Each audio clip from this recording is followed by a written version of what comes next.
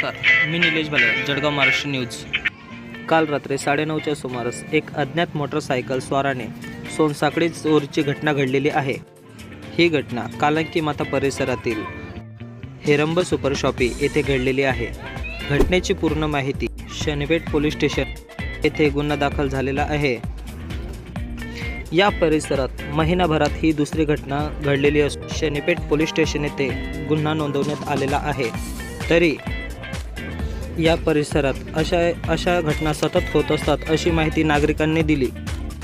Shanipeth police station येथे गुन्ह्याची नोंद झाली असून पुढील तपास रंगनाथ धारबडे यांच्याकडे देण्यात आलेला आहे। निलेश भालेराव, जळगाव महाराष्ट्र न्यूज।